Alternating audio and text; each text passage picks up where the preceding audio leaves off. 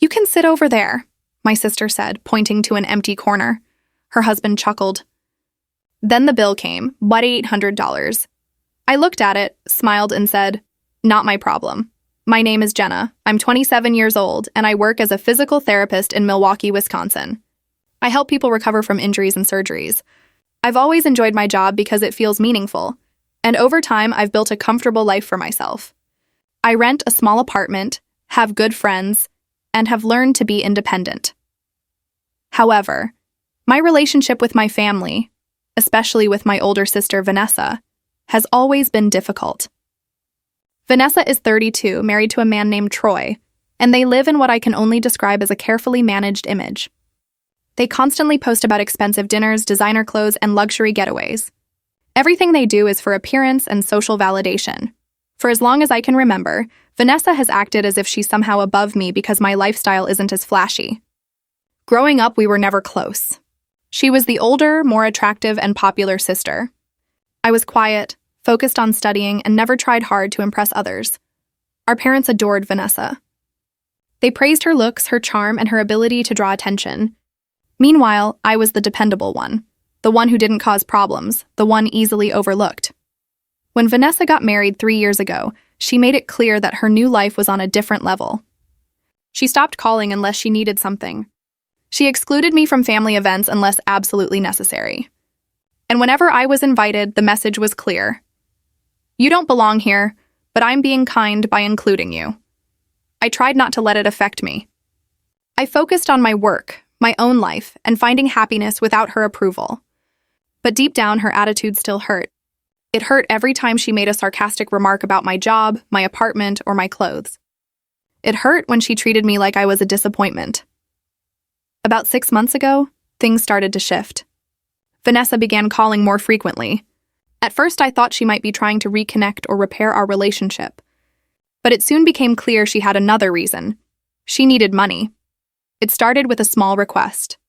One afternoon, she called, her tone unusually gentle, saying she and Troy were short on cash and asked if I could lend a few $100s. She promised to pay me back within a week. I hesitated, but she was my sister. I wanted to trust her intentions, so I sent the money. A week passed, then 2, then a month. She never repaid me. Soon after, she called again, this time for car repairs.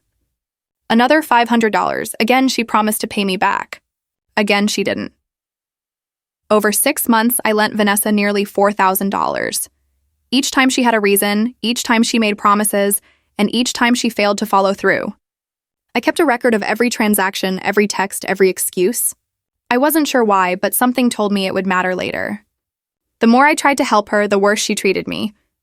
It felt as though she resented me for even having the money to lend her. She began making subtle remarks, saying I must be doing better than I claimed, that I was probably hiding money, and that I should be more generous since we were family. Somehow she made me feel guilty for not giving her more. Then last week she called me unexpectedly. Her tone was unusually cheerful, almost forced. She said she wanted to take me out to dinner to thank me for everything I'd done, insisting it was time to celebrate our sisterhood and spend some quality time together. She even mentioned that Troy wanted to get to know me better. I was skeptical. Vanessa never did anything without a reason. Still, a small part of me wanted to believe she was being sincere. Maybe she truly wanted to make things right, to finally recognize what I'd done for her. She told me to meet her at an upscale steakhouse downtown, the kind of place where prices aren't listed, and the wine list is thicker than a novel. I felt uneasy, but agreed to go. I put on a nice dress, fixed my hair, and tried to keep an open mind. When I arrived, Vanessa and Troy were already seated near the window at a large table. 2 other couples were with them, people I didn't know.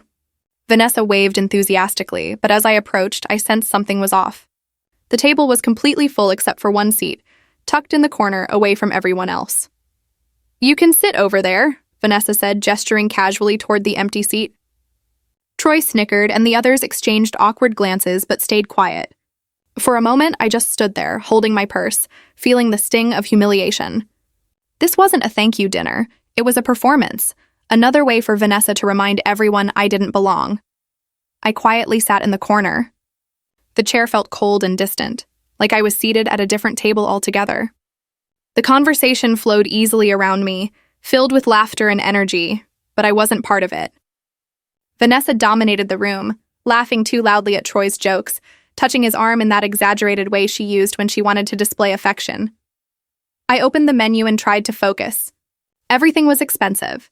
Appetizers started at $30, entrees ranged from $50 to $100, and the wine list was outrageous.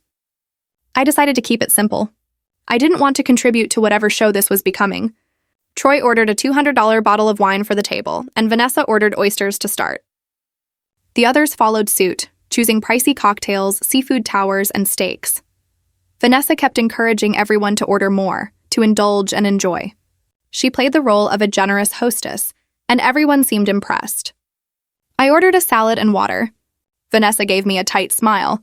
"That's all you're getting?" "Come on, Jenna, live a little. This is a celebration." "I'm fine," I said quietly. She rolled her eyes and turned back to the group. "My sister's always so practical. She doesn't know how to enjoy herself." The table laughed. My face burned, but I stayed calm. I refused to give her the satisfaction of seeing me upset. The evening dragged on. The conversation revolved around vacations, new cars, and designer handbags. Vanessa made sure to highlight the trip she and Troy were planning to the Caribbean, the private villa, the yacht, the spa treatments. Everything she said was carefully designed to impress. At one point, one of the women asked what I did for work.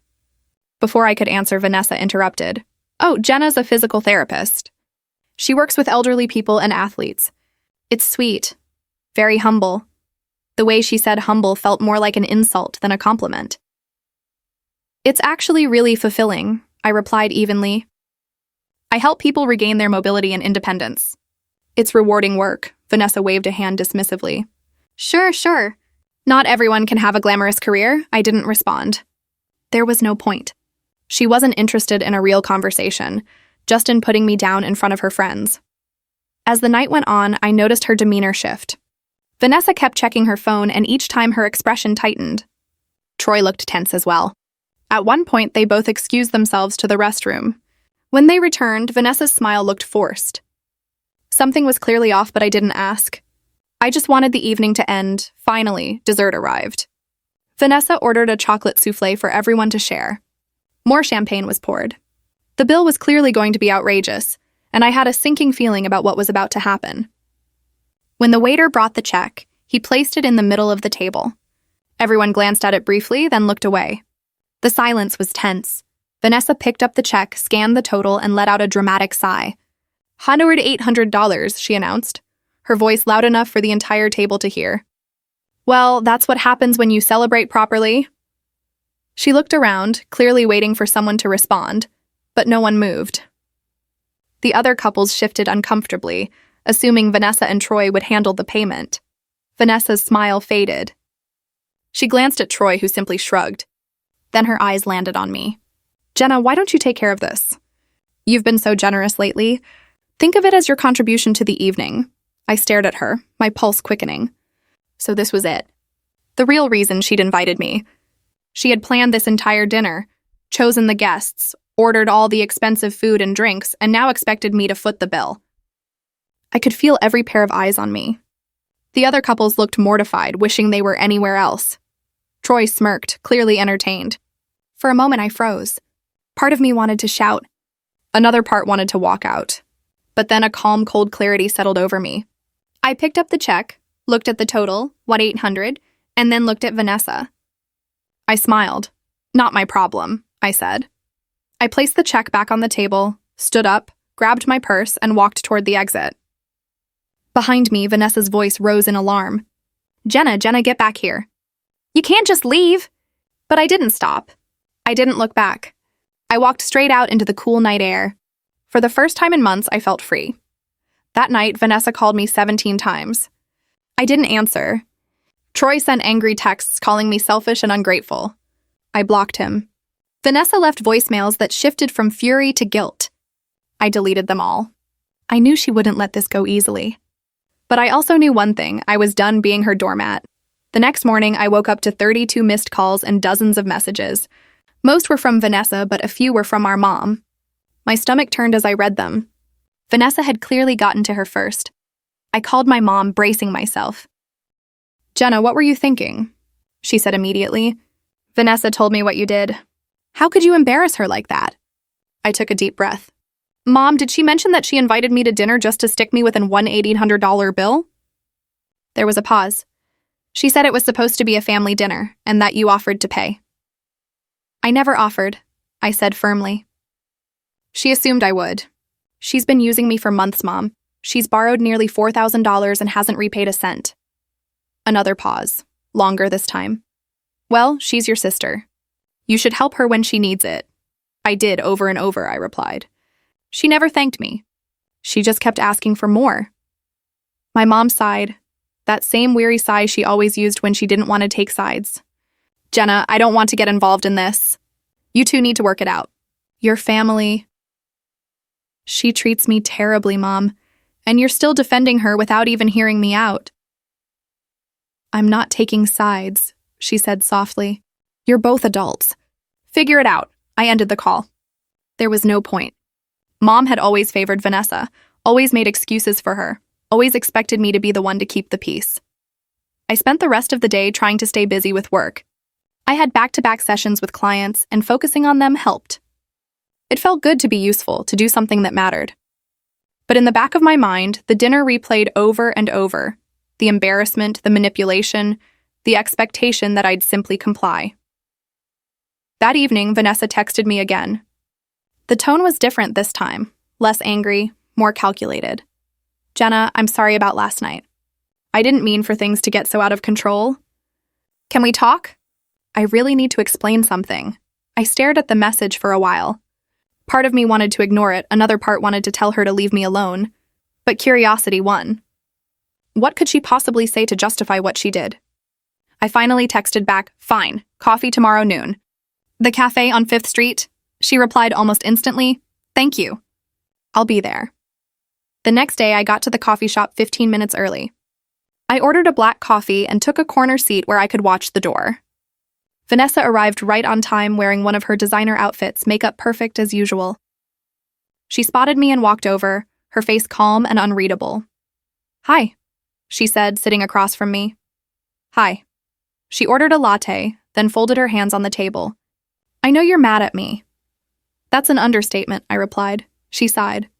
Look, I'm sorry, okay? I didn't mean for things to happen that way. I just thought it'd be nice to have everyone together, and things got expensive, and I panicked. You didn't panic, I said evenly. You planned this. You invited everyone, ordered the most expensive things, and then tried to dump the bill on me. I was hoping you'd help out. You've been so generous, and I thought, you thought what? That I'd keep paying for everything forever? That I wouldn't notice you never repay me? Her jaw tightened. I've been meaning to pay you back. Things have just been tight? I repeated. You're planning a Caribbean trip and just bought a handbag worth more than my rent. Don't lie to me, Vanessa. She looked away, fingers tapping nervously on the table. Fine. You want the truth? Troy and I are broke. We're drowning in debt. We've been living off credit cards for a year, and now they're maxed out. The trips, the dinners, the clothes, it's all just for show. None of it's real, I stared at her. And your solution was to take money from me? You're the only person I could ask. Mom and Dad can't help. My friends would judge me. You were my only option, so you used me. I didn't use you. I needed help. You used me, I repeated, my voice steady. You never asked for help. You manipulated me. You made me feel guilty, treated me like I was beneath you, and then expected me to rescue you. She stayed silent, torn between guilt and defensiveness. I want my money back, I said. All of it, $4,000. She let out a bitter laugh. I don't have $4,000. Then you'd better find it because I'm done being your personal ATM. She leaned forward, lowering her voice. You're really doing this? You're turning your back on your own sister? You turned your back on me long ago, I said quietly. You just didn't notice because you were too busy using me. I stood up, leaving my half-finished coffee behind. You have 2 weeks to get me the money. If you don't, I'll take legal action. Her eyes widened. You wouldn't. Try me, I said, walking out of the cafe. My hands were shaking, but for the first time in years, I felt strong. I wasn't backing down anymore. 2 weeks went by, and Vanessa didn't reach out once. Every day, I checked my bank account, hoping to see a deposit. Nothing. I wasn't surprised, just disappointed.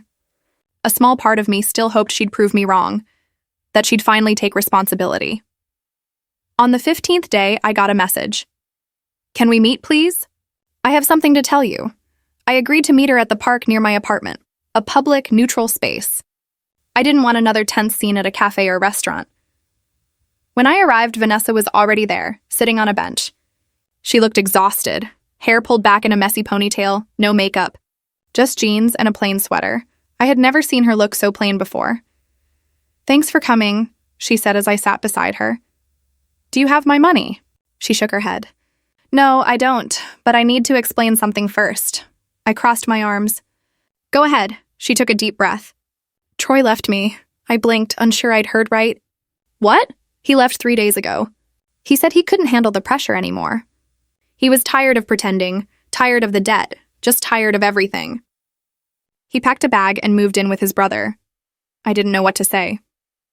A part of me felt sorry for her, but frustration quickly took over. "I'm sorry, Vanessa, but that doesn't change the fact that you owe me money." "I know," she said quietly. "But I don't have it. I don't have anything. All our credit cards are maxed out. The accounts are empty. Troy took his half of what little savings we had. I'm completely broke. Then get a job. Sell your things. Figure it out," she gave a hollow laugh. "I've tried. I've applied to a dozen places, but no one wants to hire me. I don't have real skills. I've been a housewife for 3 years. And all the designer stuff, it's fake. Knockoffs, worth nothing." I stared at her. "You've been pretending this whole time?" She nodded, tears forming. "Everything was fake. The trips, the clothes, the lifestyle. We were just trying to look successful. We thought if we looked the part, we'd become it. But it all fell apart. I wanted to feel bad for her, truly. But all I could think about was how she had dragged me into her problems, how she had used me to keep her image intact. Vanessa, you made your choices. You chose to live beyond your means. You lied to everyone. You borrowed from me and never paid it back. I can't fix this for you." "I'm not asking you to fix it," she said softly. "Just give me more time. I already gave you 2 weeks. You didn't even try." "I did try," she pleaded. "I just don't have the money."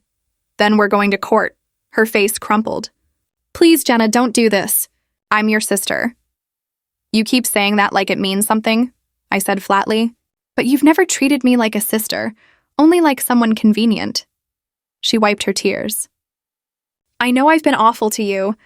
I know I don't deserve help, but I'm begging you. Please don't take me to court. It'll ruin what's left of my life." I stood up. "You ruined your own life, Vanessa. I'm just protecting mine." I walked away as she cried on the bench. My chest tightened, but I didn't look back. I couldn't let guilt control me anymore. Over the next few days, I contacted a lawyer.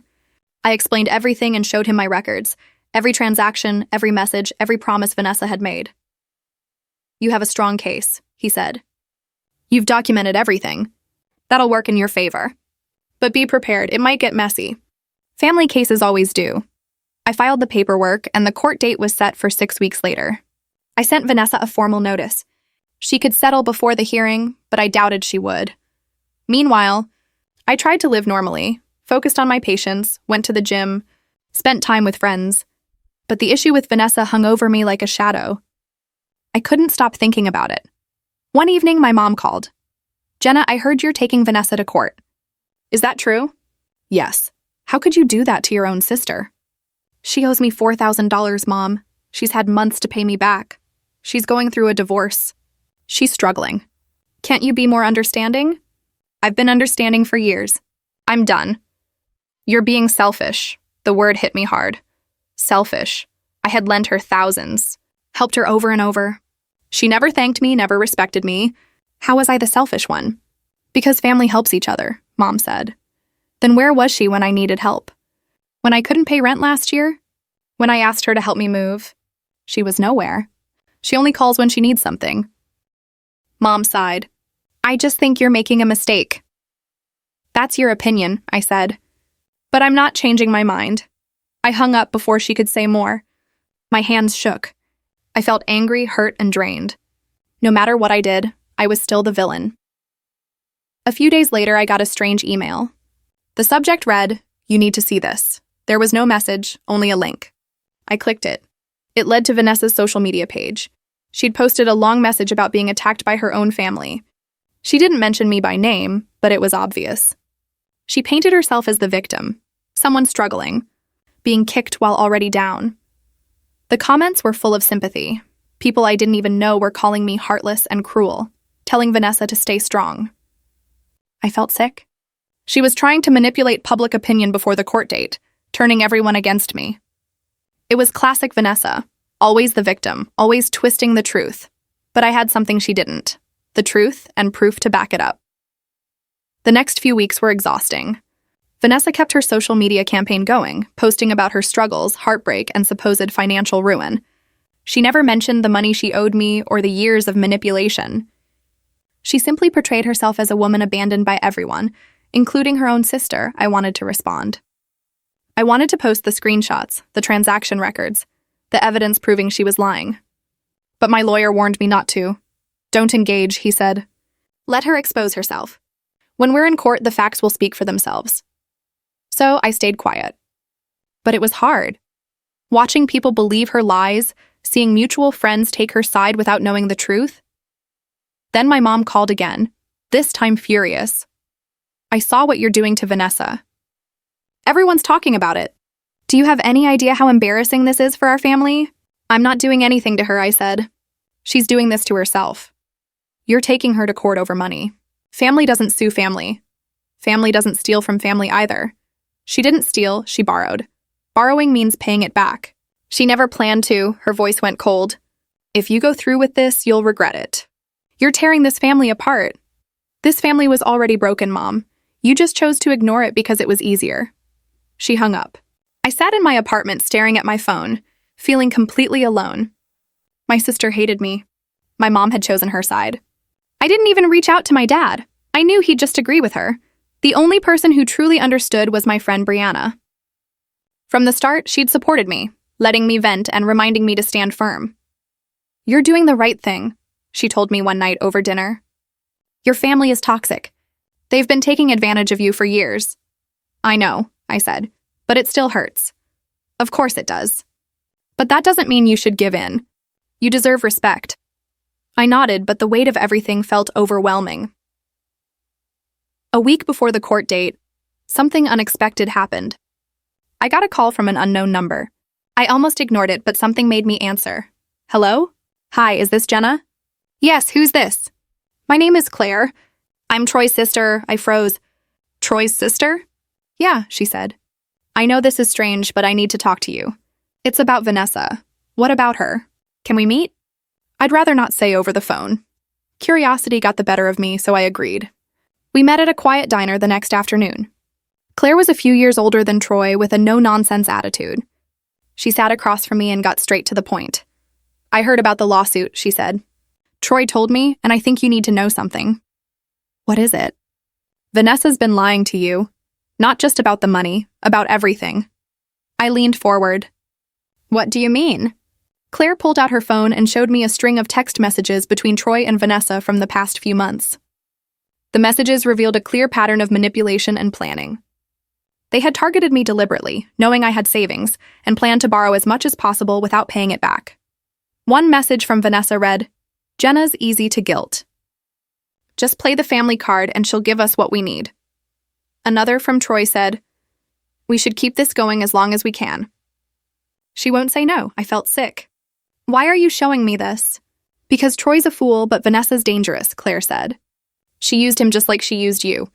When things went bad, she blamed him for everything, told people he was abusive, controlling, that it was all his fault.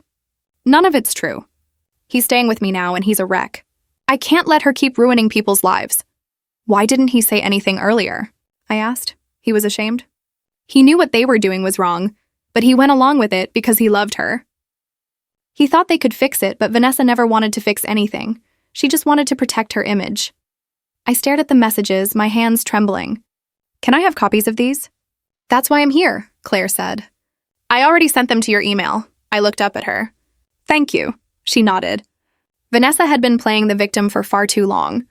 It was time someone held her responsible. After Claire left, I forwarded the messages to my lawyer. He called me an hour later. This changes everything, he said. This is proof of deliberate fraud. She won't just owe you the money, she could face criminal charges. I felt a strange mix of relief and sadness. Relief, because I finally had undeniable proof that I wasn't imagining things. Vanessa had been taking advantage of me all along. Sadness, because she was my sister, and it had come to this. The court date arrived. I dressed carefully, choosing a simple blouse and slacks. Professional, calm, composed. I reached the courthouse early and waited with my folder of evidence on my lap. Vanessa arrived 10 minutes late, wearing one of her nicer outfits. She looked nervous. When she noticed me, she quickly looked away. We were called into the courtroom. The judge, a middle-aged woman with sharp eyes, reviewed the case summary and asked us to present our sides. I went first, laying out the timeline of loans, the promises, and the lack of repayment. I presented the transaction records, the texts, and the emails. My lawyer walked the judge through everything clearly and systematically. Then it was Vanessa's turn. She began with a tearful story about her divorce, her struggles, and financial hardship. She tried to portray me as heartless, someone punishing her when she was already down. But then my lawyer introduced the messages from Claire, the ones that revealed the deliberate deception, the planning, the intent to mislead. The judge's expression hardened as she read through them. Vanessa's face turned pale. She tried to explain, but the judge interrupted. "This is clear evidence of fraud," the judge said. "You will repay the full amount and face additional penalties. I'm ruling in favor of the plaintiff." Vanessa's lawyer whispered something to her, and she sank into her chair. The judge ordered her to repay me in full within 90 days, with interest and court costs. If she failed, her wages would be garnished, and further legal action would follow. Leaving the courthouse, I felt lighter than I had in months. The burden of uncertainty, the manipulation, the constant pressure to compromise, it was all gone. I'd won. Not just the case, but something deeper. I had finally stood up for myself against someone who had spent years making me feel small. Vanessa didn't look at me as we left. She and her lawyer walked quickly to the parking lot, her shoulders slumped, her face hidden behind large sunglasses. I didn't try to speak to her. There was nothing left to say. Outside the courthouse, my lawyer shook my hand. "Congratulations. You handled that with real composure." "Thank you for everything," I said. "I couldn't have done this without you." "You did the hard part," he replied. "You stayed calm, you kept records, and you refused to back down. That takes strength." I drove home in a daze, replaying the judge's words over and over. It was real. It was over. Vanessa would have to pay me back. And if she didn't, there would be consequences. Handled by the court, not me. When I got home, I called Brianna. "I won," I said as soon as she answered. "I knew you would. How do you feel?" "Relieved, exhausted, a little sad, honestly." "Sad?" "Yeah, I'm glad I stood up for myself, but she's still my sister." "I wish things had been different." "I know," Brianna said. "But you can't control other people's choices, only your own. And you made the right one." We talked a little longer, and by the time we hung up, I felt lighter. Brianna was right. I'd done what I needed to do. I'd protected myself. And there was no reason to feel guilty about that. Over the next few days, news of the lawsuit spread. My mom called, furious. "How could you embarrass Vanessa like that?" "In front of a judge?" "She embarrassed herself, Mom. She committed fraud." "The judge said so." "So you've ruined her life?" "No, she ruined her own.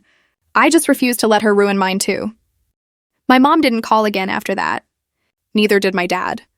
It hurt, but I wasn't surprised. They'd chosen their side long ago. A week after the ruling, I received an envelope in the mail. It was from Vanessa.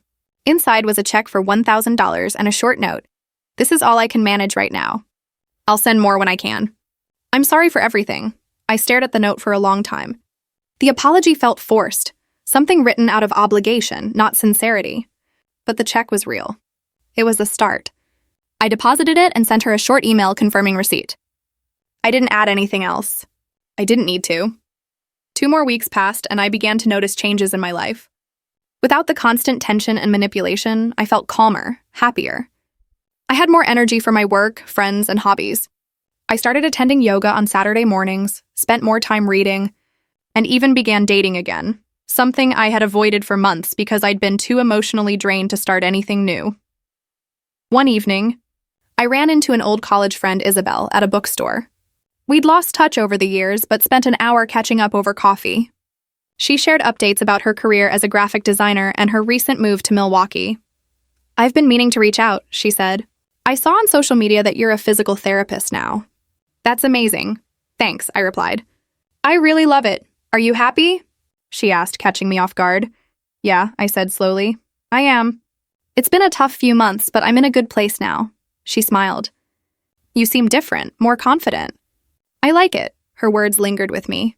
I did feel different, stronger, more certain of who I was. Standing up to Vanessa hadn't been just about the money. It was about refusing to accept less than I deserved. About a month after the court case, I received another payment from Vanessa, $500, then $400 2 weeks later. She was paying me back gradually, but she was paying. I didn't reach out to thank her or acknowledge it beyond confirming receipt. Whatever relationship we once had was over. One Saturday afternoon, while grocery shopping, I ran into Troy. He looked thinner, older. We made eye contact, and for a moment I thought he'd walk past me, but he stopped. "Hey," he said awkwardly. "Hi. I heard about the court case. Claire told me she talked to you." "Yeah." He shifted uncomfortably. "I'm sorry for everything. I know I was part of it. I should have stood up to Vanessa. I should have stopped it before it got that bad." "You should have," I said simply. "I know. I was a coward. I just wanted to keep her happy and didn't think about who was getting hurt in the process." "Well, now you know." He looked down. "For what it's worth, I'm glad you took her to court. She needed to face consequences. She never has before." "Yeah, I figured that out." We stood there for a moment, the silence heavy and awkward. Then he nodded and walked away. I watched him go, feeling nothing, no anger, pity, or relief. Just emptiness. That chapter of my life was closed. By the time Vanessa finished paying me back, nearly 5 months had passed since the court case. The final payment arrived without a note, just a check for the remaining balance. I deposited it and sent a short email. Debt repaid in full. No further contact necessary. She didn't respond, and I didn't expect her to. I never saw Vanessa again. Through mutual acquaintances, I heard she'd moved to another city, started working in retail, and was slowly rebuilding her life. I didn't follow her on social media or ask for updates. She was no longer my concern. My relationship with my parents never recovered. Months later, they reached out with a vague invitation to Thanksgiving dinner. I politely declined, and they didn't insist. I think they understood the damage was permanent, and I was at peace with that. I'd built a life that no longer depended on their approval or Vanessa's drama. I had good friends, meaningful work, and a calm I hadn't felt in years, and I'd learned something vital. Sometimes the people who hurt you the most are the ones who claim to love you. But you don't owe them your pain or your forgiveness. You only owe yourself the dignity of walking away. 6 months after the court case, my life looked completely different. I'd moved into a bright one-bedroom apartment near work, with big windows that let in plenty of sunlight. I decorated it just how I wanted, plants on every windowsill and artwork I'd chosen myself. It finally felt like home. My career was thriving too. I'd been promoted to senior physical therapist, which came with a raise and more responsibility. I supervised new therapists, helped design treatment plans, and worked on complex cases. The work was demanding, but deeply rewarding. I'd also begun teaching weekend workshops for aspiring physical therapists at a local community college. Standing in front of a class, sharing my passion and experience was incredible. The students were eager and appreciative, and I loved guiding them. My personal life had improved as well. I was dating someone I met at the gym, a kind, straightforward guy named Patrick, a landscape architect. We'd been seeing each other for 3 months, taking things slow, and I appreciated how easy it felt. No games, no manipulation, no drama, just 2 people enjoying each other's company. One Thursday evening, I was at Brianna's apartment for dinner. She'd made pasta, and we sat on her couch, drinking wine and chatting about nothing in particular. She knew everything that had happened with Vanessa and had been my anchor through it all. "You seem really happy," she said, studying me. "Like genuinely happy, not just okay, but actually thriving," I smiled. "I am. I feel like I'm finally living life on my own terms." "You deserve it," she said warmly. "After everything you've been through, you deserve every good thing that comes your way." "Thanks. I don't think I could have gotten through it without you." She waved her hand dismissively. "You would have been fine. You're stronger than you think." We were interrupted by my phone buzzing. I glanced at the screen, an unknown number. I almost ignored it, but something made me answer. "Hello, is this Jenna?" asked a young, uncertain female voice. "Yes, who's this?" "My name's Ashley." I'm, Troy's girlfriend." "Well, ex-girlfriend now." I sat up straighter. "Okay, what can I do for you?" "I need to talk to you about Vanessa." "Can we meet?" I hesitated. I'd moved on from that whole situation and didn't want to be dragged back into their chaos. "I don't really have anything to do with Vanessa anymore," I said. "Please, it's important. She's doing the same thing to someone else, and I think you're the only one who can help." I closed my eyes. Of course she was. Vanessa never learned. Fine. When and where? We agreed to meet the next day at a local coffee shop. When I told Brianna what was happening, she frowned. "Are you sure you want to get involved again?" "No, but if she's scamming someone else, I can't just ignore it." "You don't owe anyone anything, Jenna. You've already been through enough." "I know. But if I can stop someone from going through what I did, I should at least try." The next afternoon, I met Ashley at the cafe. She looked to be in her mid-20s, restless, with tired eyes. She ordered tea but barely touched it. "Thanks for meeting me," she said. "I know this is strange. It's fine. Tell me what's going on." She took a deep breath.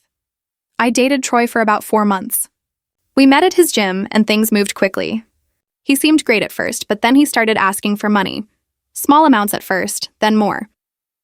He said he was between jobs and needed help with rent and family expenses." "How much did you give him?" "Almost $3,000. A familiar anger rose in my chest. "Let me guess, he promised to pay you back and never did."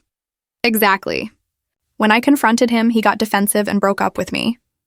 But then I found out he's seeing someone else, a woman named Vanessa. My stomach tightened. They're back together, apparently. And from what I can tell, they're running the same scheme on other people. I found a woman online who said she lent Vanessa money for a family emergency and never got it back. There could be others. I leaned back, processing everything.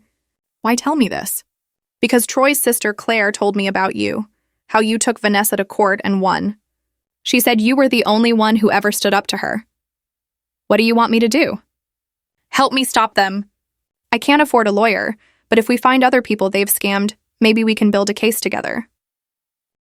I looked at Ashley's worried face and felt something shift inside me. I'd moved on from Vanessa, built a new life. But hearing she was still conning people, it made my blood boil. "All right," I said. "Let's figure this out." Over the next 2 weeks, Ashley and I became unlikely allies. We met several times, comparing notes and finding others who had fallen victim to Vanessa and Troy. Ashley had already found 3 more women through social media, all with similar experiences. Vanessa had gained their trust before asking for loans she never repaid. One woman was a coworker from Vanessa's retail job who lent her $200 for car repairs. Another was from her gym. She'd given $800 for supposed medical bills. The third was a former neighbor who'd given $2,000 for an emergency vet bill for a dog Vanessa claimed to own. When we reached out, all 3 were eager to help. They had felt too ashamed to act alone, thinking they'd just been naive. But realizing others had been deceived too changed everything. We gathered every piece of evidence: bank transfers, messages, repayment promises, excuses. The pattern matched exactly what Vanessa had done to me. She targeted kind, trusting people and took advantage of their empathy. Ashley and I met with my lawyer, bringing the women along. He reviewed everything carefully. "This is a clear case of fraud," he said. "Multiple victims, repeated behavior. This isn't just small claims. This is criminal. You can file a police report." "Do you think they'll actually take action?" one of the women asked. "With this much evidence and so many victims, yes," I replied. "They'll investigate. And if there's enough proof to press charges, Vanessa and Troy could face serious consequences." We filed the report that same week. The detective assigned to our case, Officer Hernandez, took everything seriously. She examined the evidence carefully, interviewed each victim individually, and assured us she would follow through. "Cases like this take time," she cautioned. "But you've done an excellent job documenting everything. That's going to help us a lot." While we waited for updates on the investigation, something unexpected happened. Vanessa called me. I stared at my phone for a moment, unsure if I should answer. I hadn't spoken to her since the court case ended, but curiosity won. "Hello, Jenna," she said, her voice tense and shaky. "We need to talk." "We don't need to do anything," I replied. Please, I know you're behind this. You've been talking to people, spreading lies about me. I haven't spread lies, Vanessa. I've told the truth. You're ruining my life. I finally got back on my feet, and now you're trying to tear it all down again. I'm not destroying you. You did that yourself. You keep hurting people. They're lying, Jenna. They're exaggerating. It wasn't like that. Vanessa, there are 4 different women with identical stories, all with proof. You can't talk your way out of this. There was silence on the other end. Then her voice softened, almost pleading. Jenna, please. If this goes further, I could end up in jail. Is that what you want? To see your own sister behind bars? You're not my sister anymore. You stopped being that a long time ago. How can you say that after everything? After everything you put me through? All the times you used me, embarrassed me, made me feel worthless? You don't get to call on family now. I made mistakes, I know. But I'm trying to change. By scamming more people? That's not change, Vanessa. I needed the money. I was desperate. You're always desperate. Always the victim. But you never take responsibility. She started to cry, but I felt nothing. No sympathy, no guilt, only the certainty that this was the right thing to do. Please, Jenna, I'm begging you, she said. Tell them to drop it. Say it was a misunderstanding. I'll pay everyone back, I promise. Your promises have never meant anything, I said. What do you want from me? What can I do? Nothing. You made your choices, and now you have to face the consequences. I hung up before she could respond. My hands trembled, but I felt strong. For years, Vanessa had dictated our relationship. When we talked, what we discussed, even how I felt. But that control was over. 2 weeks later, Officer Hernandez called with an update. Charges were being filed against both Vanessa and Troy. The district attorney's office had reviewed the evidence and decided to prosecute. It's going to trial, she told us. And based on what you've provided, the case looks strong. Ashley and I met with the other women to share the news. Relief and nervousness filled the room. Thank you, one of them said. I never would have had the courage to do this alone. You didn't need courage, I told her. You just needed someone to remind you that what happened wasn't okay. She smiled through tears. Thank you for being that person. The trial began 4 months later. I attended as a witness along with the others. The courtroom was smaller than I expected, but the atmosphere was tense. Vanessa and Troy sat at the defense table, both looking worn down. Vanessa wore a simple dress and minimal makeup, clearly trying to appear sincere. Troy looked down at his hands. The prosecution presented the case with precision. They laid out every piece of evidence, the text messages, financial transactions, and the repeated pattern of misconduct. Each victim took the stand to share their experience. When my turn came, I spoke steadily and clearly, describing what Vanessa had done to me and how learning she had done the same to others pushed me to take action. Vanessa's lawyer tried to portray us as spiteful, claiming we were driven by grudges to ruin an innocent woman's life. But the proof spoke for itself. The jury deliberated for less than 3 hours before returning with a guilty verdict on multiple counts of fraud. The judge scheduled sentencing for 2 weeks later. When that day arrived, Vanessa received 18 months in prison, with the chance of parole after 12 months. Troy was sentenced to 15 months. Both were ordered to repay all victims in full, including interest. As the bailiff escorted them out, Vanessa turned to look at me. Her face reflected anger and despair, but I held her gaze firmly. I felt no triumph or satisfaction, only a quiet sense of closure. Outside the courthouse, the other women and I stood together under the afternoon sun. Ashley hugged me. We did it, she said. You did it, I replied. You were brave enough to reach out. You started all of this. You showed us it could be done. We exchanged contact details and promised to stay connected. As we parted ways, I felt lighter than I had in years, not because Vanessa was imprisoned, but because justice had finally been served. Because those who were hurt had been heard. Life went on. Patrick and I grew closer, and after a year of dating, we moved in together. It was a big step, but it felt right. He respected my need for independence, my cautiousness about family, and my desire to build something better. My career continued to progress. I accepted a position as director of rehabilitation services at a larger hospital. The new job was demanding yet fulfilling, allowing me to design programs and guide dozens of therapists. I never heard directly from Vanessa again, but I did hear about her. She completed her 12-month sentence and was released on parole. From what I gathered, she relocated to another state to start fresh. Troy did the same. I hoped they had learned something, though I doubted it. Some people rarely change. My parents reached out once after the trial through a short email, expressing disappointment over how things turned out. They offered no apology, nor did they acknowledge their role in enabling Vanessa for so long. They simply said they hoped we could all move forward someday. I never replied. However, I did rebuild ties with other relatives.